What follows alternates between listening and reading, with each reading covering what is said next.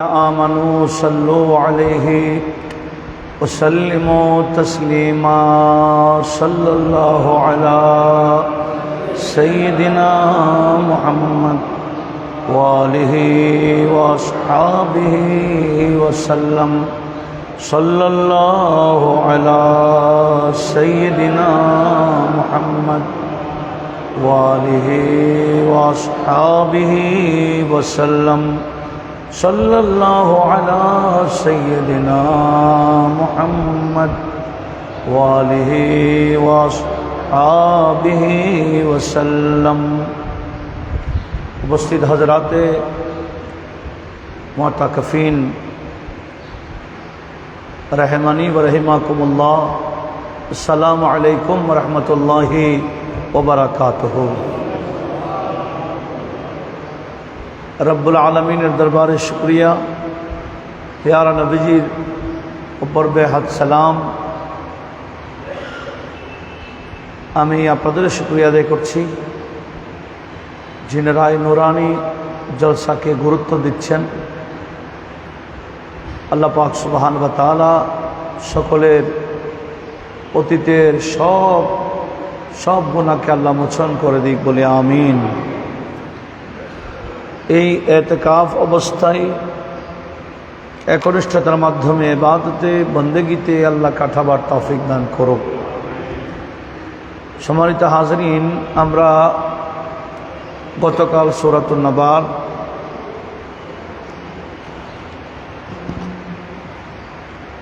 প্রায় 30 নং আয়াত শেষ করেছিলাম। আজকে 31 থেকে ইনশাআল্লাহ শুরু হবে। এভাবে আমরা যতদূর পারি আল্লাহ পাকের কালামের অনুবাদ, প্রাসঙ্গিক কিছু তাফসীর তাবিল আমরা শুনবো ইনশাআল্লাহ।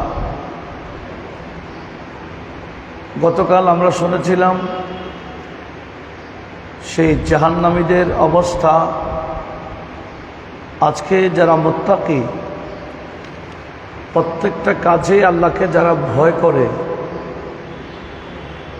আল্লাহ এবং রসুলের সন্তুষ্টি রেজামন্দি যারা কামনা করেন, হালালকে হালাল হিসেবে, হারামকে হারাম হিসেবে যারা জানেন, মোদ্দা কথা যাদের কলবে তাকওয়া রয়েছে, আমার আল্লাহ তাদের বিনিময় কি হবে এখান থেকে শুরু করছেন। আউযু বিল্লাহি মিনাশ শাইতানির রাজীম। ইন্না লিল মুত্তাকিনা মাফাজা হাদাইকা ওয়া আনাবা ওয়া কাওয়াইবা আতরাবা। রব্বুল আলামিন ইরশাদ করছেন, ইন্না লিল মুত্তাকিনা মাফাজা, নিশ্চয়ই মুত্তাকিদের জন্য রয়েছে মাফাজা মানে কামিয়াবির স্থান। নিশ্চয়ই মুত্তাকিদের জন্য রয়েছে কামিয়াবির স্থান। তাহলে কামিয়াবির স্থান কি আমরা তো বুঝে গেছি। জান্নাতে যেতে পারা, এটাই যালিকা হুয়াল ফওজুল আযীম। জান্নাতে পৌঁছে যাওয়া, জান্নাত হাসিল করা, এটাই হচ্ছে বড় কামিয়াবি। আর এই কামিয়াবির স্থানকে মাফাজা বলা হচ্ছে।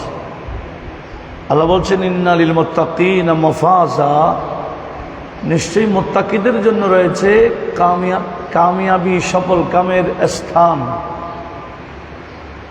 হাদায়েকা ওয়া আনাবা, সে জান্নাতীদের জন্য রয়েছে একেবারে বাগান। হাদায়েক, মানুষ বাগানে ঢুকলে একটা আনন্দ বোধ করে।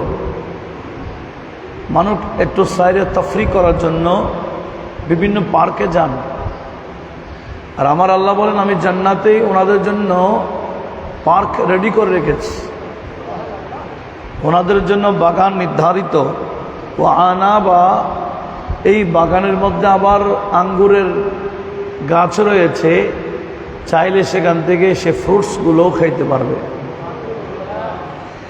ও কাওয়াইবা আতরাবা, সেই জান্নাতে রয়েছে একেবারে নতুন উমর, অর্থাৎ অল্প বয়সের, যেগুলোকে যুবতী বলা হয়, সেই যুবতী বিবির ব্যবস্থা রয়েছে জান্নাতে। এনারা যুবতী থেকে আর বুড়ি হবেন না। ও কাবাই বা তারা বা সে জান্নাতে রয়েছে তাদের জন্য একেবারে যুবতী স্ত্রী। ও কাসান দেহা কা, সে জান্নাতীদের জন্য রয়েছে পাত্র। কিরকম পাত্র? দেহা কা, যেগুলো সবসময় নতুন নতুন পাত্র, যেভাবে চকচক করে আলাদা একটা সুন্দর লাগে। জান্নাতীরা যতদিন জান্নাতে থাকবে পাত্রগুলো এভাবে দেহাকা হবে, পাত্রগুলো পুরাতন হবে না, এগুলো চমকদার হবে, খুব উজ্জ্বল হবে, পরিষ্কার হবে। লা ইয়াসমাউনা ফিহা লাগবাও ওয়ালা কিযাবা, সে জান্নাতে কোনো ধরনের লগ্বি কথা শোনা যাবে না, বেকার কথা, অনর্থক কথা, বেফায়দা কথা, বেসওয়াবি কথা জান্নাতে শোনা যাবে না। আমরা তো এমনি বসলেও বেকার কথা বলি, যে কথার মধ্যে কোনো ফায়দা নাই, বরঞ্চ আরো উল্টা গুনাহ আছে, আমরা এরকম আলোচনা করি। আল্লাহ হেফাজত করুক। বিশেষ করে এতেকাব অবস্থায় লগ্বি কোনো কথা বলা যাবে না, লগবান বেকার কোনো কথা বলা যাবে না। আপনারা উজু কালাম করতে গেলে, হাজত ছাড়তে গেলে খুব বেশি সতর্ক। সেখানে কেউ সালাম দিলে সালামের উত্তর দিবেন, জাস্ট সালামটা দিবেন, অন্য অতিরিক্ত কোনো কথা বলার সেখানে দরকার নেই। সালামের উত্তর দেন, অবশ্যই উত্তর দিতে হবে, এটা ওয়াজিব। কিন্তু এমন কোনো কথা বলা যাবে না যেগুলো স্বাভাবিক আমরা বলি। এতেকাব অবস্থায় স্বাভাবিক কোনো কথা বলা যাবে না। এমনকি আমরা যে নিয়মিত গোসল করি প্রতিদিন, এরকম নিয়মিত গোসল করারও অনুমতি দিচ্ছে না শরীয়ত। হ্যাঁ, কোনো বান্দা গোসল না করলে বলছিলাম খুব বেশি প্রয়োজন, ওনার অস্থিরতা এসে যায়, ইবাদত করতে পারবে না, ঘুমও আসবে না, এটা ওনার জন্য প্রয়োজন। তাও কীরকম গোসলের প্রস্তুতি নিয়ে না, ওলামায়ে ফুকাহারা এভাবে বলেছেন, উনি হাজত ছাড়তে গেছেন, বাস আসার সময় গোসল করে চলে আসছে, তাও প্রয়োজনে।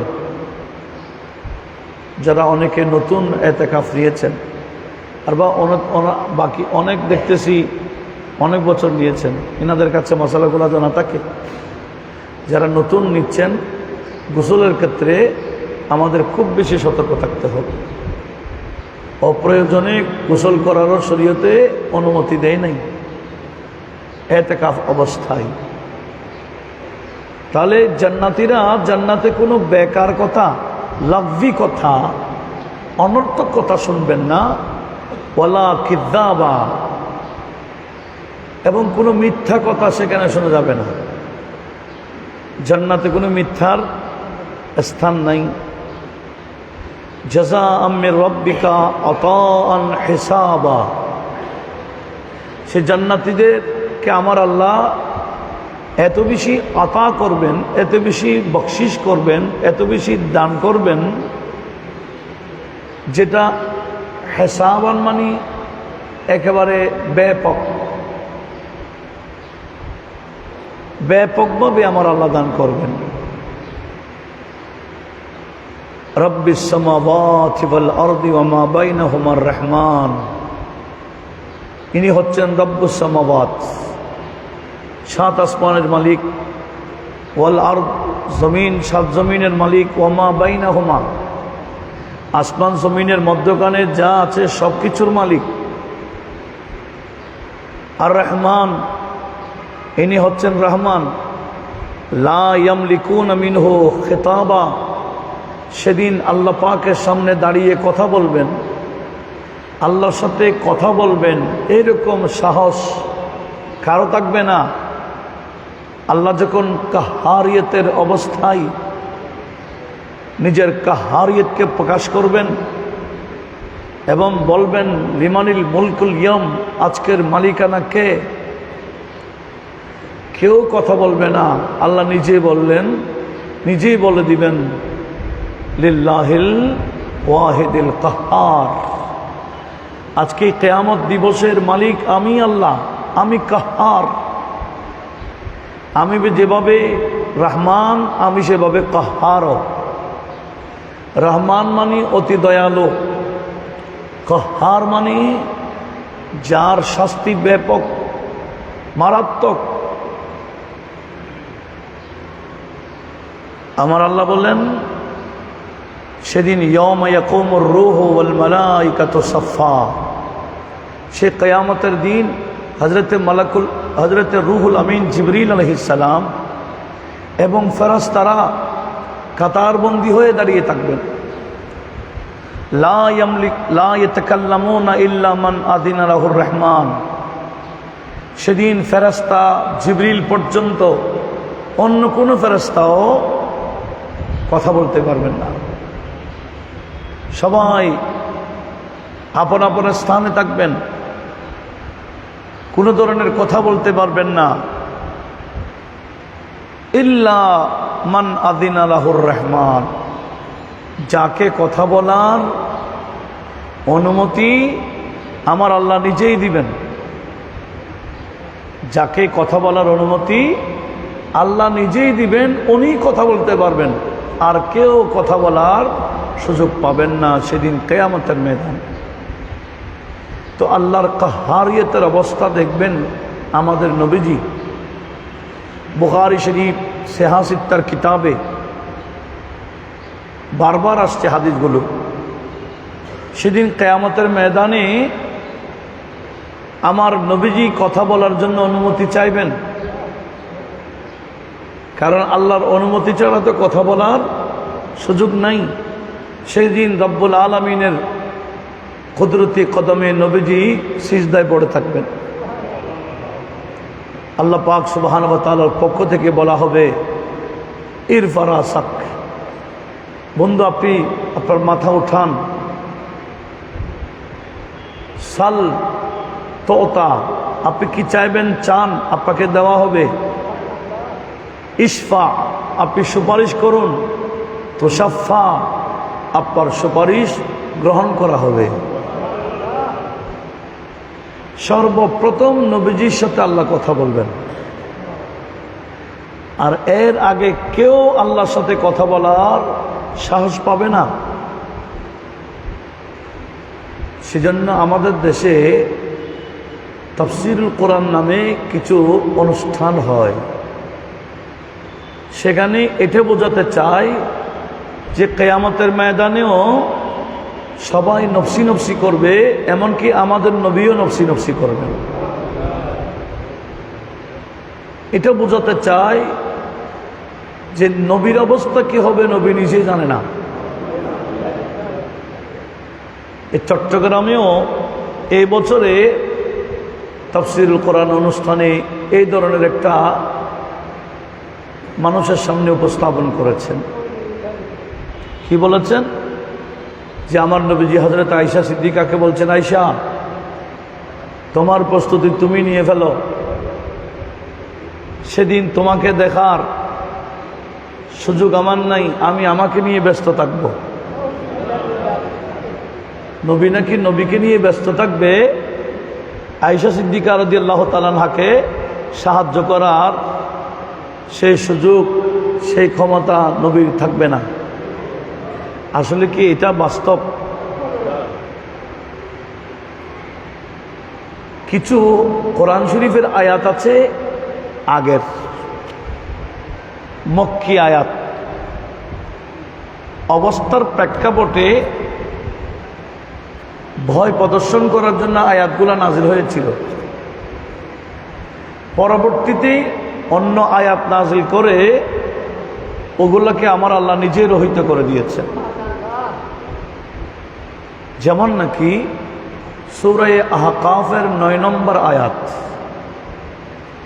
আমার আল্লাহ বলেছেন, কুল, হে রাসূল আপনি বলুন, মা কুনতু বিদআম মিনার রুসুলি, আমি কোনো নতুন রসুল না, আমার আগেও রসুল ছিলেন, আমি ওনাদের ধারাবাহিকতায় একজন রসুল। ওয়ামা আদরি, রাসূল আপনি বলুন আমি জানি না,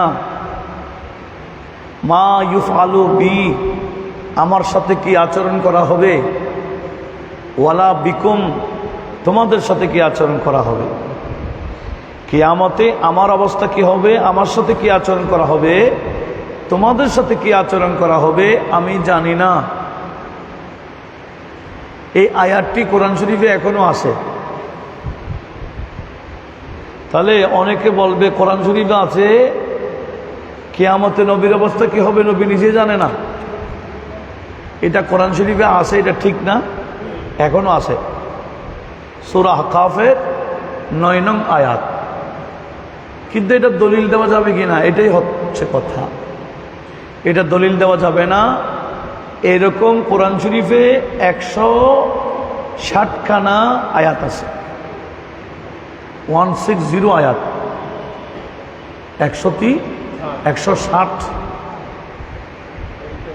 160টি যে আয়াতগুলো আপনি তেলাওয়াত করতে পারবেন, দলিল দিতে পারবেন না। কেন? ওই আয়াতগুলোর হুকুম আমার আল্লাহ নিজেই রহিত করে দিয়েছেন। যেমন একটি আয়াত দিয়ে 120টি আয়াত রহিত, এটাকে বলা হয় আয়াতে কেতাল। আগে মুশরিকদের সাথে নম্র ব্যবহার করার জন্য, তাদের সাথে মিলিয়ে চলার জন্য বলা হয়েছিল। কখন? যখন মুসলমানের শক্তি প্রকাশ পায়নি, মুসলমানদের সংখ্যা কম ছিল। আর মুসলমান যখন শক্তি এসে গেছে মুসলমানদের, আল্লাহ বলেন 120টি আয়াত নাজিল করেছিলাম, লাকুম দীনুকুম ওয়ালিয়া দীনের মতো। লাকুম দীনুকুম ওয়ালিয়া দীন, তোমাদের ধর্ম তোমাদের জন্য, আমাদের ধর্ম আমাদের জন্য, আমার ধর্ম আমার জন্য। এইরকম নম্রী ব্যবহার, তাদের সাথে মিলে থাকার এই আয়াত 100 কয়টি বললাম? 20টি আছে। শুধু একটি আয়াত দিয়ে সব আয়াতের হুকুম রহিত। আমার আল্লাহ বলেন, ইদা আনসালাখা আশহুরুল হুরুম ফাকতুলুল মুশরিকিন হাইথু ওয়াজাদতুমুহুম। যখন 4 মাস আশহুরুল হুরুম, যেখানে যে মাসের মধ্যে যুদ্ধ করা হারাম, এই মাস যখন অতিবাহিত হয়ে যাবে, ফাকতুলুল মুশরিকিন, তোমরা মুশরিকদেরকে মারতে পারো, হাইথু ওয়াজাদতুমুহুম, যেখানে তাদেরকে পাও। জিহাদ চলতেছে, যুদ্ধ চলতেছে, এখন আর নরম ব্যবহার নাই। ফাকতুলুল মুশরিকিন, মুশরিকদেরকে মারো, হত্যা করো। এইটার নাম হচ্ছে আয়াতে কেতাল। এই আয়াতে কেতাল নাজল হয়ে কয়টি আয়াত? 120খানা আয়াত রহিত। আর 40টি আয়াত আছে ভিন্ন ভিন্ন প্রেক্ষাপট। যেমন একটা বললাম, রাসূল আপনি বলে দিন কিয়ামতে আমার অবস্থা কি হবে, তোমাদের অবস্থা কি হবে আমি জানি না। কিন্তু আবার পরবর্তী সূরা ফাতাহ, হুদায়বিয়া সন্ধির পরে যে সূরাটি নাজিল হয়েছিল, এটার নাম সূরা ফাতাহ। সূরা ফাতাহর 2 নম্বর আয়াত এবং 5 নম্বর আয়াত, এই দুইটি আয়াত দিয়ে ওই কিয়ামতের ময়দান নবীর অবস্থা কি হবে নবী নিজে জানে না, উম্মতের অবস্থা কি হবে নবী জানে না। এই যে আয়াত আছে, ওই আয়াতকে আমার আল্লাহ কি করে দিলেন? রহিত করে দিলেন। এটা আর দলিল দেওয়া যাবে না। কিন্তু বিভিন্ন তাফসীর কোরআনে এই আয়াতটা তেলাওয়াত করে করে মানুষকে এটাই বোঝাইতে চায় কিয়ামতে নবীকে নিয়ে নবী ব্যস্ত থাকবেন। নবীজি কাউকে সহযোগিতা করার, সুপারিশ করার সেই সুযোগ থাকবে না বলে মানুষকে বোঝাইতে চায়। আসলে কি বাস্তব? বাস্তব কি? বাস্তব হলো সেদিন কেউ আল্লাহর সামনে কথা বলতে পারবে না, কিন্তু কথা বলার অনুমতি দিবেন স্বয়ং রব্বুল আলামিন আপন বন্ধু নবীকে। সেজন্য আয়াতুল কুরসি তো আছে না, মান যাল্লাযী ইয়াশফাউ ইনদাহু ইল্লা বিইযনিহি। কে সুপারিশ করতে পারবে আল্লাহর সম্মুখে? কেউ পারবে না, ইল্লা বিইযনিহি। হ্যাঁ, উনি সুপারিশ করতে পারবেন যাকে সুপারিশ করার অনুমতি আল্লাহই দিবেন। তাহলে সুপারিশ করার অনুমতি কিছু বান্দাকে আল্লাহ পাক নিজেই দিবেন। আর কিছু আয়াত আছে কোরআন শরীফে, এগুলো আমাদের জেনে রাখা দরকার। কিছু আয়াত আছে কাফেরদের ব্যাপারে বলা হয়েছে, মুশরিকদেরকে ব্যাপারে বলা হয়েছে। যেমন নাকি আছে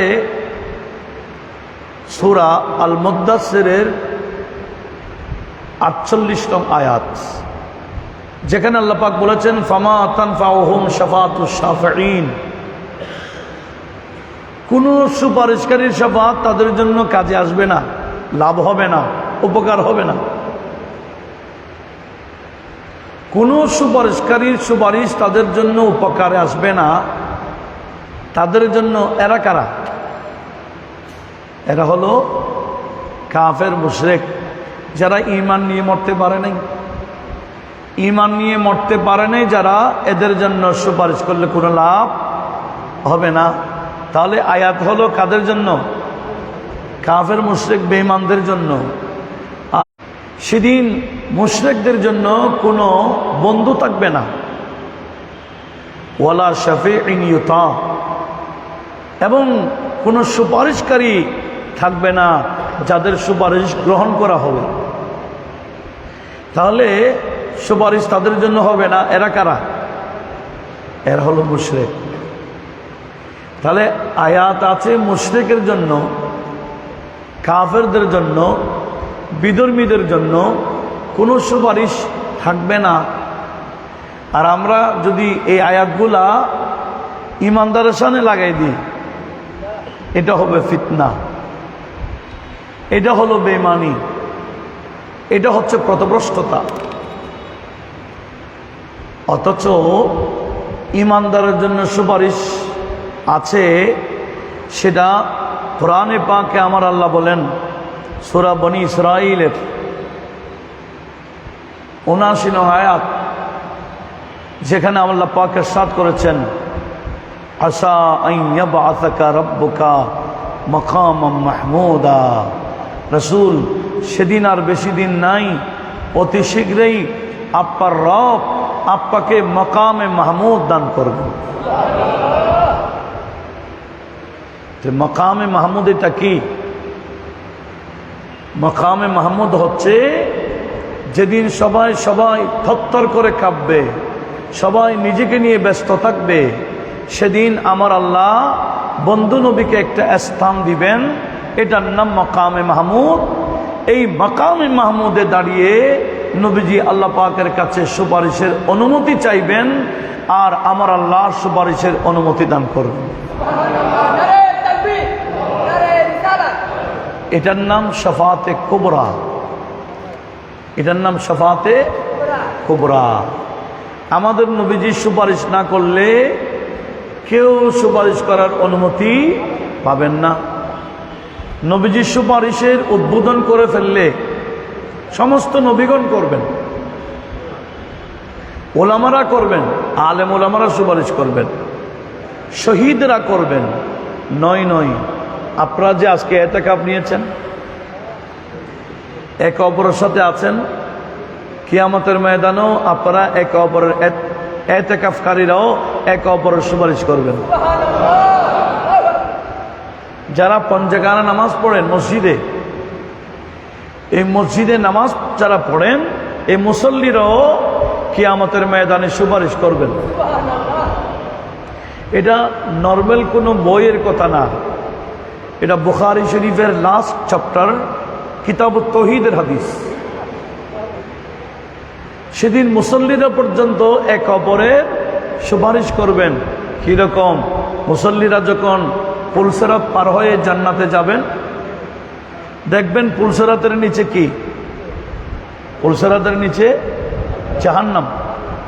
তো জাহান্নামের মধ্যে কিছু বান্দাকে ওনারা দেখবেন, চিনবেন।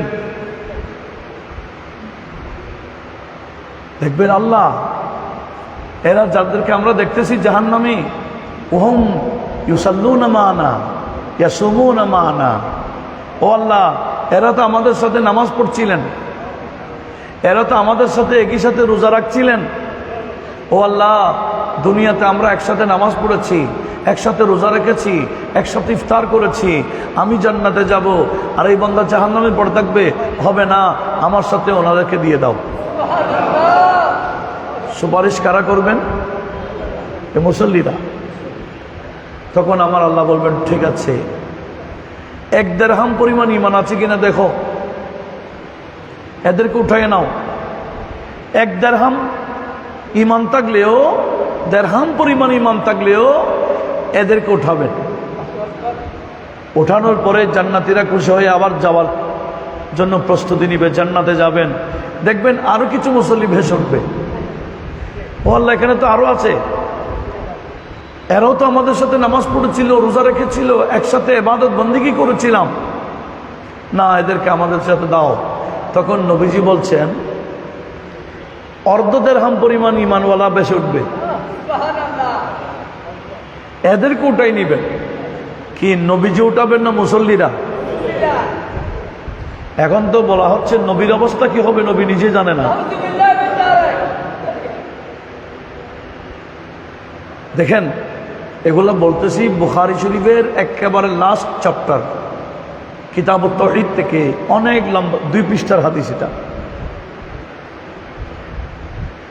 এরপরে ইনাদের কোটানোর পর ওনারা খুশি হবেন। দেখবেন আরো কিছু মুসল্লি দেখা যাবে। এবার তৃতীয়বার এরা কেঁদে কেঁদে বলবো, আল্লাহ এখানে তো আরো আছে, এদেরকে ফেলে আমরা যাব না, এদেরকেও আমাদের সাথে দাও। তখন নবীজি বললেন, 1 যাররা পরিমাণও যদি ঈমান থাকে, আমার আল্লাহ এদেরকে উঠাই দিবেন। যাররা পরিমাণ মানে যাররা দেখার সে চক্ষু কারো নাই। হ্যাঁ, যাররা দেখার চক্ষু কারো কেন? একটা বালির কণাকে 70 ভাগ করলে 1 ভাগের নাম যাররা। ভালো করে একটা বালির কণা দেখি না, এটাকে 70 ভাগ করলে কি দেখব? এইরকম যাররা পরিমাণও যদি কলবে ঈমান থাকে, আমার আল্লাহ এদেরকে বের করে দিবেন। কাদের সুপারিশে? মুসল্লিদের সুপারিশ।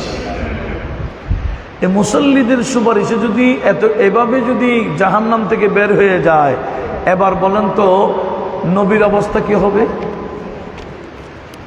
আমার আল্লাহ আমার নবীজিকে তো অফার দিয়েছেন, বন্ধু আপনাকে আমি অফার দিলাম।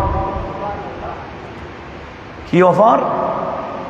আপনার যত উম্মত আসবেন, সমস্ত উম্মতের মধ্যে 2 ভাগের 1 ভাগ আমি আপনাকে আপনার উসিলায় জান্নাত দিয়ে দিব। কয় ভাগের 1 ভাগ? দেখেন, ইবনে মাজাহ শরীফ কিতাবুজ যুহদের হাদিস 4311 নম্বর হাদিস। হযরত আবু মুসা আশআরী রাদিয়াল্লাহু তাআলা এই হাদিসটা বর্ণনা করছেন। قال رسول الله বড় করে বলি সাল্লাল্লাহু আলাইহি ওয়াসাল্লাম, খুয়্যিরতু বাইনা শাফাআতি ওয়া বাইনা আন ইয়াদখুলা নিসফু উম্মতি আল জান্নাতা। নবীজি বলেন, আল্লাহ আমাকে ইখতিয়ার দিলেন, হে রাসূল কোনটা নেবেন? একদিকে আপনার অর্ধেক উম্মত জান্নাতি হবে, নাকি আপনাকে সুপারিশের হক অধিকারী করে দিব, মালিক বানিয়ে দিব? কোনটা নেবেন? অর্ধেক উম্মত জান্নাতে যাবে হিসাব ছাড়া, এটা গ্রহণ করবেন, না সুপারিশ করার সে হক অধিকারী আপনাকে বানানো হবে, আপনি সেটা গ্রহণ করবেন। আচ্ছা, অর্ধেক উম্মত কি কম? নবীজির অর্ধেক উম্মত মানে কোটি কোটি কোটি কোটি। নবীজি এটা গ্রহণ করেন নাই। নবীজি বললেন, খুয়্য়িরতু বাইনা শাফাআতি ওয়া বাইনা ইয়াদখুলা নিসফু উম্মতি আল জান্নাতা। আমাকে ইখতিয়ার দেওয়া হয়েছে কি আমার উম্মতের অর্ধেক জান্নাতে ঢুকে যাবে, নাকি আমাকে সুপারিশের করার অনুমতি দেওয়া হবে। তো ফাআখতারতু শাফাআ, আমার অর্ধেক উম্মত জান্নাতে যাবে আমি এটা গ্রহণ করি নাই, আমাকে যে সুপারিশের মালিক বানানো হবে আমি এটাই গ্রহণ করেছি।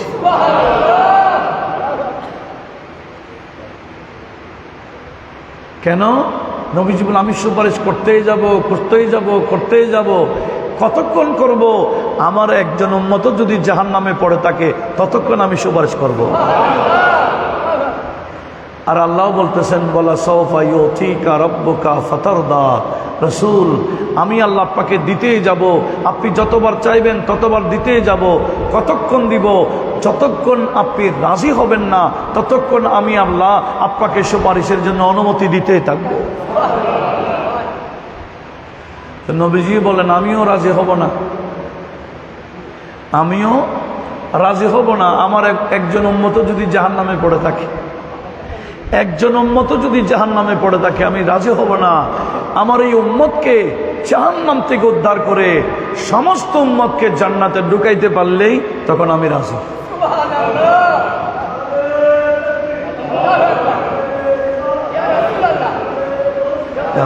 দেখেন জিন্দাব। তাহলে নবীজিকে আল্লাহ সুপারিশের মালিক বানালেন, আর নবীর উম্মত হয়ে বলে কিয়ামতে নবীর অবস্থা কি হবে নবী নিজে জানে না। অধিকাংশ মুসলমানকে এভাবে মিসগাইড করা হচ্ছে। এগুলা শিখা, এই আকীদাগুলা শিখানো ফরজ। কিরকম জানেন? হাদিস বাইহাকি শরীফের, ইমামে বাইহাকি শুআবুল ঈমানে নোট করেছে, মিশকাতের মধ্যে 336 নম্বর পৃষ্ঠাতে রয়েছে। মদিনা শরীফে একজন মানুষ মারা গেছে। আশা করি এমনভাবে এগুলা খেয়াল করা হবে যাতে অপরকে বিষয়টা বোঝানো যায়। মদিনা শরীফে একজন মানুষ মারা গেছে, ওনাকে গোসল করিয়ে কাফন পরিয়ে নিয়ে আসা হলো। তো হুজুর করিম সাল্লাল্লাহু আলাইহি ওয়াসাল্লাম হুজুরে পাকে ছিলেন। বলে, ইয়া রাসূলুল্লাহ, আপনার এক উম্মত মারা গেছেন, আমরা রেডি করে নিয়ে আসছি, আপনি জানাজাটা পড়াই দেন। নবীজি হুজুরে পাক থেকে বের হলেন, লাশ রেডি, এখন জানাজা পড়াবেন। ঠিক ওই মুহূর্তে হযরত ওমর রাদিয়াল্লাহু তাআলা আনহু কাতার থেকে ডাক দিলেন। কাতার থেকে কে ডাক দিলেন? হযরত ওমর রাদিয়াল্লাহু তাআলা। কি বললেন? লা তুসাল্লি আলাইহি ইয়া রাসূলুল্লাহ, হুজুর এই বান্দার জানাজা আপনি পড়াইয়েন না, এই বান্দার জানাজা আপনি পড়াবেন না। তো নবীজি ফালতাফাতা রাসূলুল্লাহ সাল্লাল্লাহু আলাইহি ওয়াসাল্লাম ইলান নাস, যারা কাতারে ছিলেন সবার দিকে নবীজি একটু নজর দিলেন, দৃষ্টি দিলেন। সবার দিকে তাকিয়ে বললেন, এই হাল রা আহাদুম মিনকুম, হাল রাহু আহাদুম মিনকুম আলা আমল ইসলাম, তোমরা যারা আছো তোমাদের মধ্যে কেউ কি আছো এই বান্দাকে ইসলামী কোনো কাজ করতে দেখেছো? তখন একজন বলে উঠলেন, বলা, নাম ইয়া রাসূলুল্লাহ, হুজুর আমি দেখেছি ইসলামী একটা কাজ করতে, আমি দেখেছি। আচ্ছা কি করতে দেখেছ? হুজুর আমি দেখেছি ইন্নাহু হারাসা লাইলাতান ফি সাবিলিল্লাহ, যে বান্দা মারা গেছে আমি ওনাকে দেখেছি যুদ্ধের ময়দান থেকে সাহাবার আসছিলেন, এক জায়গায় তাবু গেড়ে আরাম করতেছিলেন মুজাহিদরা, আর যিনি মারা গেছে আমি দেখেছি উনি ঘুমাই নাই, উনি রাত ভর এই পাহারা দিয়েছিলেন, বাকিরা ঘুমাইছিলেন, উনি ঘুমান নাই, পাহারাদার হিসেবে ছিলেন। এতটুকু বলতেই নবীজি আর কোনো কথা শুনেন নাই কারো, বাস ফাসাল্লা আলাইহি নবী, নবীজি তার জানাজা পড়াই দিলেন। জানাজা তো হয়ে গেল। এই বন্দাকে যখন কবরস্থানে নিয়ে গেল, নবীজি পিছে পিছে গেলেন। আর নয়, অন্যান্যরা ওই বন্দাকে কবর রেখে উপরে মাটি দিচ্ছেন, আমার নবীজি নিজের হাতে ওনার কবরে মাটি দিচ্ছেন। খবর যখন হয়ে গেল, সবাই যখন চলে গেল, আমার নবীজি ওই বন্দার সাথে কথা বলা শুরু করলেন। কার সাথে? যিনি মারা গেছেন। এরকম অনেক মইয়তের সাথে আমার নবীজি কথা বলেছে। বুখারী শরীফে এজমালি আছে, অনেকবার তাকরার হয়েছে। মুসনাদে আহমদের মধ্যে বিস্তারিত আছে। নবীজি মদিনা শরীফের রাস্তা দিয়ে যাচ্ছিলেন, কবরস্থানের পাশ দিয়ে, দেখতেছেন নতুন একটা কবর দেখা যায়। তো নবীজি বলছেন, মা হাদাল কবর, আই লিমান হাদাল কবর, এই কবরটি কার?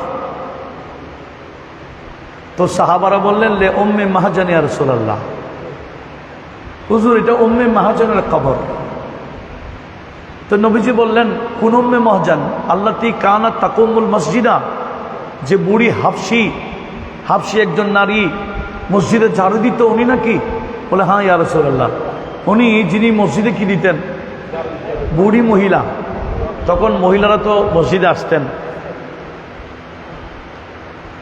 পরবর্তী ফিতনা দেখার পরে ফারুক আজম নিষেধ করাতেই সাহাবাই কেরাম এটার উপর অক্ষমত পোষণ করে ফেলেছে। কোন মহিলা যিনি মসজিদে ঝাড়ু দিত, উনি নাকি? বলে, হ্যাঁ ইয়া রাসূলুল্লাহ। বলে, আমার সাহাবার আসো। তো তোমরা আমাকে বলো নাই কেন উনি মারা গেছিলেন? বলে, হুজুর গভীর রাতে মারা গেছেন, আপনি আরাম করতেছেন, আর আমরা আপনার কষ্ট হবে এটা খেয়াল করে আমরা গোসল করাইয়া, আমরা জানাজা পড়াইয়া, আমরা দাফন করে দিছি। বলেন বেশি, বলেন না, আমার একটা হক আছে। এই আমার সাহাবারা, তোমরা কাতারবন্দি হয়ে যাও, এই মহিলার কবরটাকে সামনে রেখে আমি নবী আবার জানাজা পড়াবো।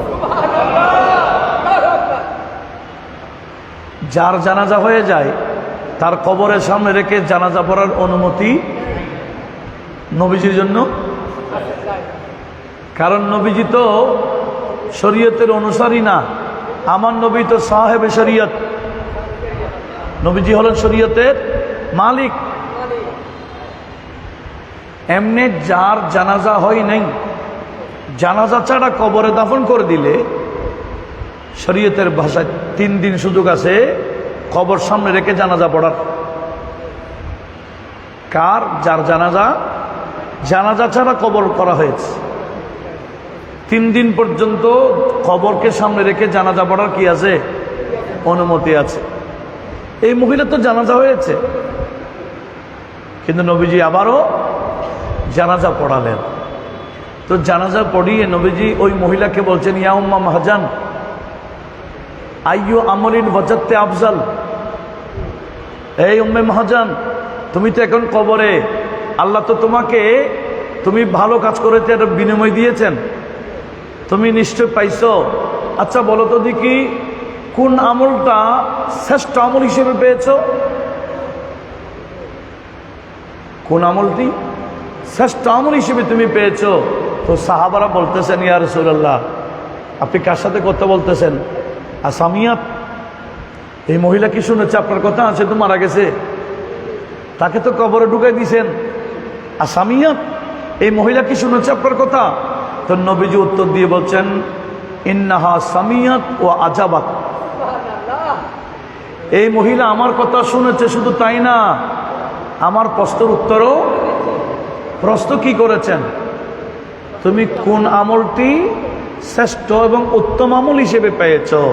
তখন ওই উম্মে মাহজান কবর থেকে নবীজিকে উত্তর দিচ্ছেন, ইয়া রাসূলুল্লাহ, আমার আল্লাহ আমাকে ব্যাপক সওয়াব দিয়েছেন, আমার উপর বেশি খুশি হয়েছেন, আমি যে আল্লাহর ঘরকে পরিষ্কার করতাম।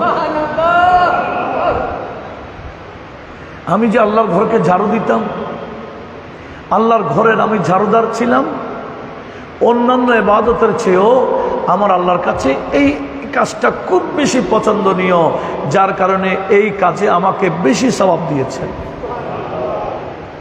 সেজন্য আমার নবীজি বলেছেন, আমার উম্মতের শ্রেষ্ঠ আমল কি এটাও আমাকে দেখানো হয়েছে, আবার শ্রেষ্ঠ পাপ কোনটা সেটাও আমাকে দেখানো হয়েছে। শ্রেষ্ঠ আমল কি? নবীজি বলেন, শ্রেষ্ঠ আমল হচ্ছে মসজিদে কিছু ময়লা দেখেছেন, কাউকে বলার দরকার নাই, নিজে নিজে পরিষ্কার করে ফেলেছেন। আমার নবীজি বলেন এটা আমার উম্মতের মধ্যে শ্রেষ্ঠ আমল। আমরা তো অনেকে বুঝি না, মসজিদে ঢোকার পরে একটু ময়লা দেখলে এই মুয়াজ্জিন, এই খাদেম বলে চিৎকার দিই না। মসজিদে এরকম দাপট দিয়ে কথা বলার অধিকার কারো কাছে নাই। এই মসজিদে ঢুকে গেলে সব একই কাতারে, সেখানে রাজা ফকির, এখানে ধনী গরিব, কারো কোনো পার্থক্য নাই। এক হি সফ মে খড়ে হো গয়ে মাহমুদ আয়াস, এক হি সফ মে খড়ে হো গয়ে মাহমুদ আয়াস, না কোই বন্দা রাহা না কোই বন্দা নওয়াজ। এখানে সবাই একই কথা, এখানে সবাই কার বান্দা? এখানে গোলাম হিসেবে ঢুকতে হবে। এখানে কেউ যদি দাপট দেখায় আমল বরবাদ হয়ে যায়, আমল নষ্ট হয়ে যায় না। এরকম এটা একটা অনেকের ধরেন সমস্যা থাকতে পারে। কীরকম? ধরেন সরাসরি এখানে হাঁটু রাখলে অনেকের ব্যথা হয়, এরকম যদি হয় তাহলে রুখসত আছে। ধরো সরাসরি পাথরে পা রাখলে জটার কারণে সমস্যা দেখা যায়।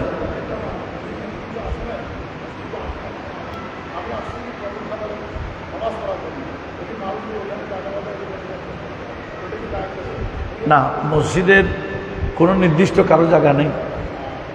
এখানে মসজিদে কারো নির্দিষ্ট কোনো জায়গা, এটা সব একই সমান। এখানে কারো নির্দিষ্ট কোনো অধিকার চর্চা করার সুযোগ নেই। আল্লাহ, আমি আলোচনা শেষ করে দিই ইনশাআল্লাহ। আমাদের একটা ধারাবাহিক এটা সব আগে শেষ হয়ে যাক। কি বলছিলাম? এখানে কারো কোনো ধরনের স্পেশাল কিছু চাবার, সেটা কেউ স্পেশাল বন্ধ এখানে মসজিদে নেই, সব একই কাতারের। আল্লাহ সব সময় আমাদেরকে মসজিদে ঢোকার সময় সেভাবে নম্র ভদ্র হয়ে ঢোকার তৌফিক দান করুন। এটা হয়তো অনেকে না জানার কারণে হয়, জেনে ফেললে আর করবে না। এটা তো মসজিদের মধ্যে কোনো ধরনের নেতৃত্ব কর্তৃত্ব কিছু দেখাবার স্থান নয়। তাহলে কি বলতে চাইছিলাম? আমার নবীজি বলেন আমার উম্মতের শ্রেষ্ঠ আমল আমাকে দেখানো হয়েছে। কোনটা? মসজিদে পরিষ্কার করা। আর একেবারে শ্রেষ্ঠ পাপ সেটা কি? এটা হলো কোনো বান্দা আল্লাহর কালাম মুখস্থ করেছে, কোরআন শরীফ মুখস্থ করেছেন, কোরআন শরীফ না পড়তে না পড়তে এটা চলে গেছে কলব থেকে, ভুলে গেছে। হাফেজে কোরআন হয়েছিল, আবার ভুলে গেছে না পড়তে পড়তে। কোরআনকে গুরুত্ব না দিলে কোরআন পড় থাকবে নাকি? থাকবে না। কোরআন কলব থেকে গেছে গা। এটা হলো আমার উম্মতের একেবারে নিকৃষ্ট আমল, বড় পাপ। আল্লাহ হাফেজ কোরআনদেরকে এটা বোঝার তৌফিক দান করুন। হাফেজ অনেক বড় ফজিলত। হাফেজরা কবরে গেলেও জিন্দা। হাফেজদেরকে কবরে কোরআন দেওয়া হবে। এরা হাফেজরা কবরে কোরআন শরীফ পড়বে। হাফেজদের মাথায় কিয়ামতে তাজ পরিধান করা হবে। হাফেজদের মা বাবার মাথায়ও কিয়ামতের ময়দানে তাজ দেওয়া হবে, টুপি দেওয়া হবে, সম্মানিত করা হবে। যেভাবে সম্মানও আছে, আর গুরুত্ব না দিয়ে যদি সিনা থেকে কোরআনকে হারাই ফেলে তখন সমস্যাও আছে। আল্লাহ সবাইকে বোঝার তৌফিক দান করুন। তো নবীজি কার সাথে কথা বলেছেন? কবরবাসীর সাথে। বলেছিলাম যার জানাজা পড়তে ফারুক আজম নিষেধ করেছিলেন, নবীজি ওনার জানাজা তো পড়ালেন, আরও মাটি দিয়েছেন। সবাই যখন চলে গেলেন ওনার সাথে কথা বলতেছেন, বলে বান্দা আসহাবুকা ইয়াজুন্নুন আন্নাকা মিন আহলিন নার, তোমার সঙ্গীরা তোমার সাথীরা মনে করেছে তুমি জাহান্নামী, কিন্তু আনা আশহাদু, আমি নবী সাক্ষী দিচ্ছি আন্নাকা মিন আহলিল জান্নাহ।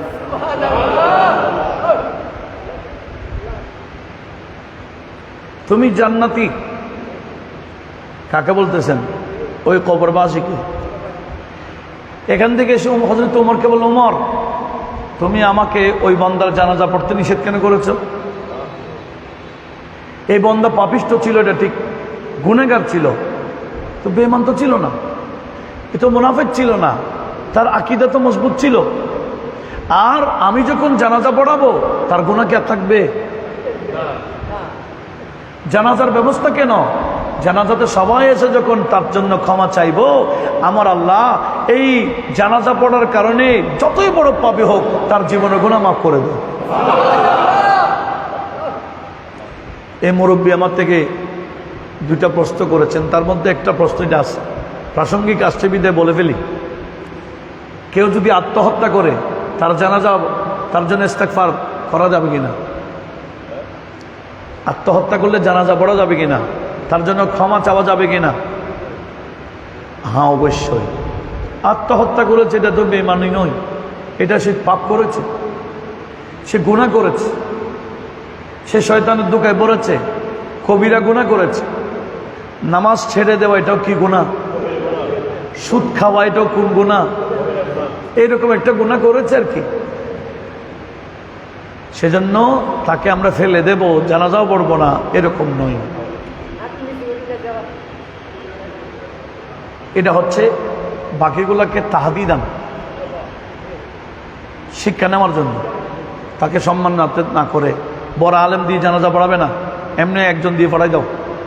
এটা হলো যাতে কেউ এর কাজ না করে, এটা সামনে ভবিষ্যতের শিক্ষার জন্য। নতুবা যিনি আত্মহত্যা করেছেন তার জন্য জানাজাও আছে এবং তার জন্য আরো বেশি বেশি ক্ষমা চাওয়া দরকার। ও আল্লাহ, সে বুঝে না আত্মহত্যা করে ফেলেছে, আমরা সবাই তার পক্ষে দোয়া করতেছি, ক্ষমা চাচ্ছি, আল্লাহ তুমি তাকে মাফ করে দাও।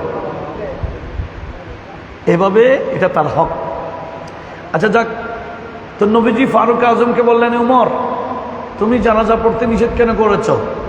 শোনো, ইয়া উমরও, নবীজি বলতেছেন, ইয়া উমরও আন্নাকা লা তুসআল আন আমালিন নাস ওয়ালাকিন তুসআল আনিল ফিতরাতে। আয় উমর, কে নামাজ পড়েছে, কে রোজা রেখেছে, কে কি আমল করেছে, এগুলো নিয়ে তোমাকে প্রশ্ন করা হবে না। যার আমলের উত্তর সে দিবে। তবে তোমার এলাকার মানুষ, তোমার অধীনস্থ মানুষ, তাদের আকীদা কেন খারাপ হয়েছে এই ব্যাপারে তোমাকে প্রশ্ন করা হবে। তোমাকে প্রশ্ন করা হবে তার আকীদা খারাপ কেন, তুমি আকীদা শিখাও নাই। সেজন্য আকীদা শিখানো, এটা খতিব যারা, ইমাম যারা, আলেম ওলামা যারা, ওয়ায়েজ যারা, বক্তা যারা, আলোচক যারা, মুফাসসির যারা, এদের জিম্মাদারি এক নম্বর আকীদা শিখানো। হ্যাঁ, যারা ভুল ভুল বা আকীদা শিখে, এই যে বললাম কিয়ামতের ময়দান নবীর অবস্থা কি হবে, এটা একটা আকীদার বিষয়। এটা একটা কিসের বিষয়? আকীদা যদি ঠিক থাকে, নবীজি বলেন টেনশন করিও না, শাফাআতি লি আহলিল কাবায়ের মিন উম্মতি, আমার উম্মত গুনাহ করে করে কিয়ামতের ময়দান উঠলেও আমি নবীজির সুপারিশ তো আছে। আমরা নবীজির সুপারিশের উপর আস্থা আছে কি না? আছে। এটাই হচ্ছে আমাদের বড় চাওয়া। সেজন্য আজানের জবাবের মধ্যে আজানের উত্তর একটা আছে না, দোয়াটা আছে না, এই দোয়ার মধ্যে আছে না ওয়ারযুকনা, এর আগে কি আতি মুহাম্মাদানিল ওয়াসিলা, ও আল্লাহ মুহাম্মদ সাল্লাল্লাহু আলাইহি ওয়াসাল্লামকে ওসিলা দান করো। তো সাহাবারা আমার নবীকে জিজ্ঞেস করলেন, মা হিয়াল ওসিলা ইয়া রাসূলুল্লাহ, হুজুর আপনি যে বলছেন ওসিলা তালাশ করতে, ওসিলা এটা কি? নবীজি বললেন ওসিলাই ডেরি মাকামে মাহমুদ। এটা একটা আসন, যে আসনে শুধু একজনই বসবে, আর আমি নবী আশাবাদী সে আসনে আমি বসবো। আর তোমরা আমার জন্য আসনটা কামনা করবে। আর মান সালালি আল ওয়াসিলাতা হাল্লাত লাহু শাফাতি, যে দুনিয়ার বুকে আমার জন্য ওসিলাটা তালাশ করবে, কিয়ামতের ময়দানে সে আমার পক্ষ থেকে সুপারিশের হকদার হয়ে যাবে।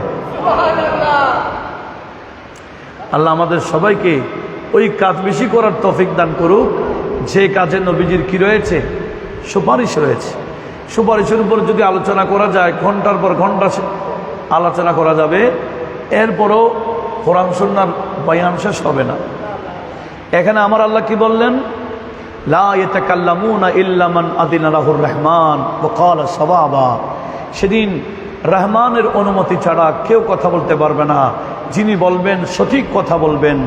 যালিকাল ইয়াউমুল হক, আজকের এই কিয়ামতের দিন হচ্ছে বাস্তব সংগঠিত হয়ে গেছে। ফামান শাআ আত্তাখাযা ইলা রাব্বিহি মাআবা, যারা চায় তারা রব্বুল আলামিনের কাছে তাদের ঠিকানা বানিয়ে দিতে পারে। ইন্না আনযারনাকুম আযাবান করিবা, হে বান্দাগণ, আমি নবী তোমাদেরকে অতি শীঘ্রই যে আযাব আসতেছে সে আযাবের ভয় প্রদর্শন করতে যাচ্ছি। ইয়াউমা ইয়ানজুরুল মারউ মা কদ্দামাত ইয়াদাহু, মানুষ অপেক্ষা করবে দুনিয়াতে যা আমল করেছিল সেগুলো দেখার জন্য। ফামান ইয়ামাল মিসকালা যাররাতিন খায়রান ইয়ারা ওয়া মান ইয়ামাল মিসকালা যাররাতিন শাররান ইয়ারা, আমল যাররা পরিমাণ ভালো হোক সেটা দেখতে পাবে, যাররা পরিমাণ খারাপ আমল করেছে এটাও দেখে ফেলবে। এই আমল দেখার জন্য অপেক্ষা করবে।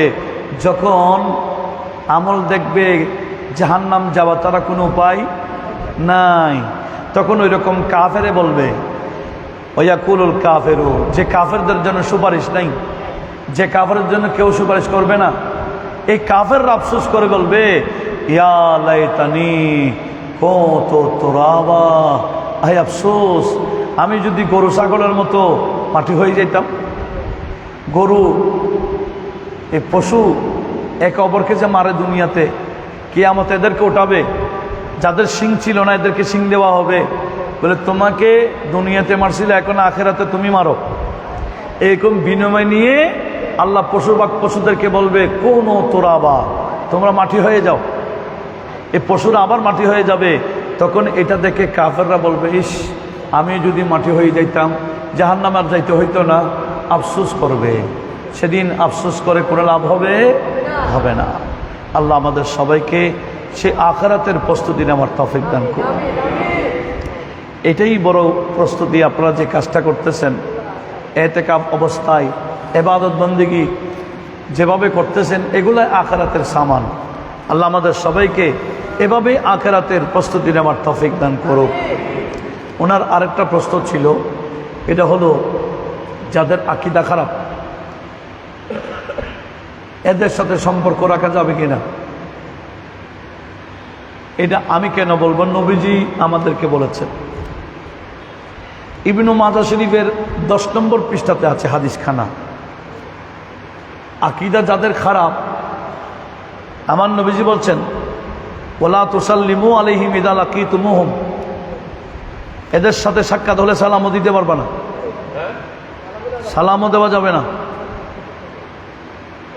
ওয়ালা তুজালিসুহুম, এদের সাথে একসাথে বসিও না। ওয়ালা তুআকিলুহুম, একসাথে খাইও না। ওয়ালা তুশারিবুহুম, একসাথে পান করবে না। ওয়ালা তাউদুহুম ইদা মারিদু, এরা অসুস্থ হয়ে গেলে দেখতেও যাইতে পারবে না। ওয়ালা তুসাল্লু আলাইহিম ইদা মাতু, এরা মারা গেলে জানাজাও পড়বে না, এদের কবর জিয়ারতও করবে না। এটা কি আমি বলেছি না নবীজি বলেছেন? তাহলে কি বুঝলাম? আকীদা যাদের খারাপ, আগে আমাকে চেষ্টা করতে হবে তার আকীদাকে শুদ্ধ করার ব্যবস্থা, তাকে বুঝাইতে হবে। আমি বুঝাইতে না পারলে আকীদার কিতাব এনে তাকে দিতে হবে, আগে বুঝাইতে হবে। বোঝানোর পরও যদি না বুঝে, তখন তার সাথে সম্পর্ক রাখার কোনো সুযোগ নেই। আমি গতকালও এই কথাটা বলেছি, শরীয়তের মাসআলা মাসাইল যেখানে আলোচনা হয় সেখানে আমার নবীজি নিজে বসেছেন। মেশকাত কিতাবুল ইলম ওয়াল হাদিস। নবীজি একদিন মসজিদে ঢুকছেন, হুজরা থেকে বের হলেন, দেখতেন দুইটা মজলিস। কয়টা মজলিস? একটা ইবাদতের, রিয়াজতের, তাসবিহ তাহলিলের, আর একটা হচ্ছে দ্বীনে ইলমের চর্চার মজলিস। নবীজি বলেন কেলাহুম আলা খায়ের, দুটোটা মজলিস ঠিক আছে। ইবাদত যারা করছে এরাও ঠিক আছে, আবার দ্বীন প্রশিক্ষণ দেওয়া হচ্ছে এটাও ঠিক, তবে দুটোটা বরাবর না, একটার থেকে আরেকটা বেশি ফজিলতপূর্ণ। নবীজি বলেন যেখানে ইলমের চর্চা হয় এটার ফজিলত বেশি। আর বুইস্তু মুআল্লিমা, আমাকেও ইলম শিক্ষা দেওয়ার জন্য আল্লাহ প্রেরণ করেছেন বলে নবীজি ওই বৈঠকে বসে গেছে। যেখানে ইলমের চর্চা হচ্ছে নবীজি সেখানে গিয়ে নিজে বসে গেছে। তাহলে ইলমের চর্চা যেখানে হয় এটার ফজিলত কম না বেশি? ইবাদত করার টাইম গোটা রাত আছে, আরও 23 ঘন্টা আছে, আমরা শুধু নিই 1 ঘন্টা। এই 1 ঘন্টাতে আমাদের এখানে কোরআন সুন্নাহর আলোচনা হয়। এগুলা অবশ্যই আমাদেরকে খেয়াল করতে হবে। এতেকাফকারী সুগন্ধি আতর লাগাতে পারবে কিনা, চুল দাড়ি আতরের আচরাতে পারবে কিনা? হ্যাঁ, যতটুকু সম্ভব এগুলা থেকে এতেকাফ অবস্থায় যেখানে গোসল করার কি নেই, স্বাভাবিকভাবে গোসল করারও অনুমতি নাই। যেমন নাকি এহরাম, হালাতে এহরাম, হজের মধ্যে উমরা করতে গেলে অনেক কিছু আগে জায়েজ থাকে। আল্লাহকে রাজি করার জন্য দুনিয়াবি সব সৌন্দর্য ছেড়ে দিতে হবে।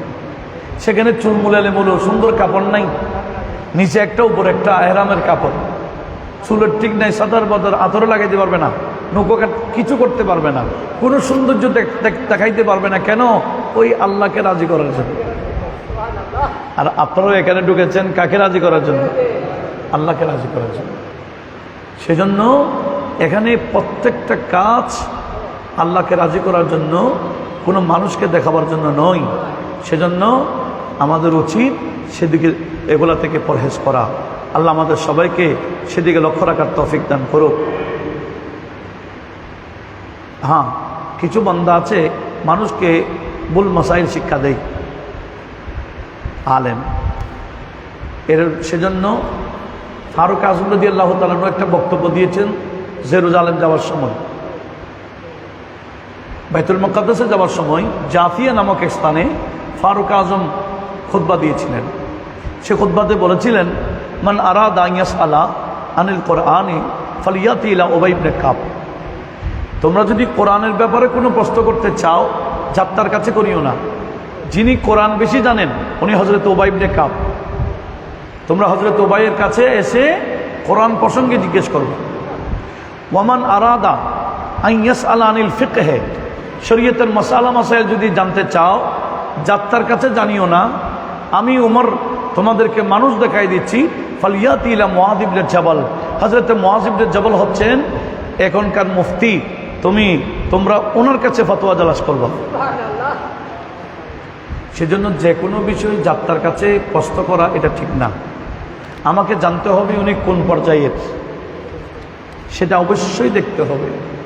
আরেকটা বিষয় আমাদের মুরব্বী জিজ্ঞেস করেছেন এবং এটাকে সবার জন্য বলার জন্য বলেছেন যে চেয়ারে নামাজ পড়া কখন বৈধ, কার জন্য চেয়ারে নামাজ পড়াটা বৈধ। আমি এই বিষয়ে আরও 2-4 বছর আগে আমার ইউটিউব চ্যানেলের মধ্যে একটা ভিডিও দিয়েছি, ব্যাপক আলোচনা করেছি ওখানে। আমি সংক্ষেপে এতটুকু বলবো, হুজুর করিম সাল্লাল্লাহু আলাইহি ইসলাম জীবনের শেষ পর্যায়ে 17 দিন দাঁড়িয়ে নামাজ পড়তে পারেন নাই, অসুস্থ ছিলেন। কয়দিন? 17 দিন। এর আগে নবীজি একদিন ঘোড়া থেকে পড়েছেন, পায়ে আঘাত পেয়েছেন। তখনও নবীজি দাঁড়িয়ে নামাজ পড়তে পারেন নাই, বসে পড়েছেন। হাদিসে পাকে আছেন নবীজি মাকানে মর্তাফায়াও বসেন নেই, কোনো উঁচু স্থানে বসেন নাই, নবীজি বসেছেন নিচে মাটিতে। কোথায়? এন্তেকালের আগেও এমনকি হাঁটতে পারেন না, তখনও নবীজি বসে বসে নামাজ পড়েছে। কিভাবে বসে নামাজ পড়তে হয় এটা নবীজি প্র্যাকটিক্যাল শিখাইছে। কি নবীজির সে যুগে চেয়ার ছিল না? অবশ্যই ছিল। খাট ছিল, উঁচু স্থান ছিল। কোনো বান্দা নিচে বসতে অক্ষম হলে, এই বিষয়টা আমাদেরকে জানতে হবে, নিচে বসতে অক্ষম হলে তখন উনি চেয়ারে বসতে পারবেন। যদি নিচে বসা সম্ভব হয়, ওনার জন্য চেয়ারে বসে নামাজ পড়ার কোনো অনুমতি নাই। ঠিক আছে? সেজন্য আমি যার জন্য নামাজ পড়তেছি উনি কে? আল্লাহ। তো আমি নিচে বসতে পারি কি পারি না, যার জন্য আমি নামাজ পড়তেছি উনি জানেন কি না, বাস এতটুকু খেয়াল করলে হবে।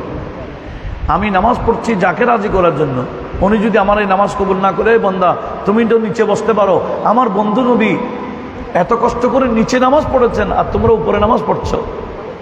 আর চেয়ারে বসলে আরেকটা বড় মারাত্মক বিষয় হচ্ছে, মসজিদের যে কাতার শুধু আরেকটা হয়, চেয়ারে বসে নামাজ পড়লে কাতারটা কি হয় না? সোজা হয় না, সামনে চলে যায়, কাতারটা সোজা থাকে না। সেজন্য এই বিষয়ে আমাদেরকে খুব বেশি সজাগ থাকতে হবে। যদি নিচে বসা সম্ভব হয়, সক্ষমতা থাকে, অবশ্যই নিচে বসতে হবে। আল্লাহ পাক সুবহানাহু ওয়া তাআলা আমাদের সবাইকে সেদিকে লক্ষ্য রাখার তৌফিক দান করুক। আমিন।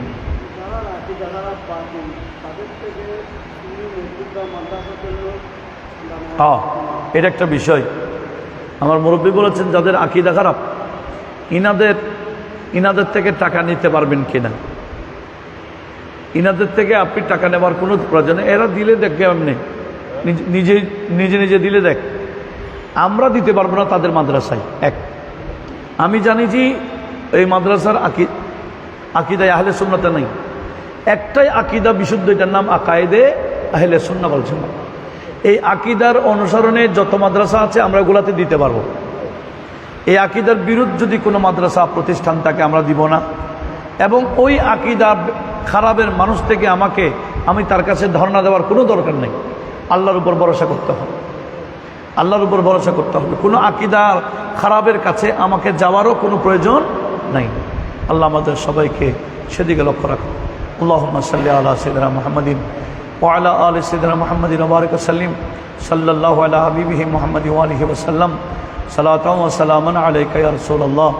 মাওলা করিম, যারা এতেকাফ নিয়েছেন, আল্লাহ ইনাদের এতেকাফকে কবুল করো।